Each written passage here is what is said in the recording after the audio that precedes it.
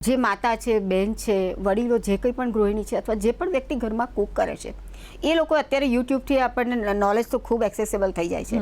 દાખલા તરીકે બાળકને નાન ખાવાની જરૂર પડે છે તો તમે મેંદાની મોસ્ટલી નાન કે બટર રોટી બનતી હોય છે બહાર, એની જગ્યાએ તમે ઘઉંના જ લોટમાંથી નાન કે બટર રોટી બનાવીને તમે આપો એને.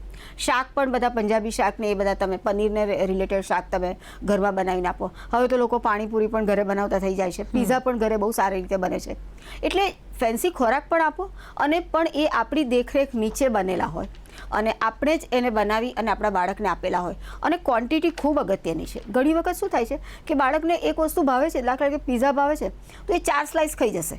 હવે 4 સ્લાઇસ, જે બાળકનું પેટ 1 સ્લાઇસ પીઝા પચાવી શકે એવું છે, એ 4 સ્લાઇસ ખસે તો ઓટોમેટિકલી એને અપચો થવાનો જ છે. ફૂડ ગમે એટલું સારું હશે તો પણ. એટલે બાળકને જુદા જુદા ટેસ્ટને ડેવલપ કરતા શીખવાડો. ખાંડની જગ્યાએ ગોળનું મહત્ત્વ શીખવાડો. એવી રીતે હિડન કરીને.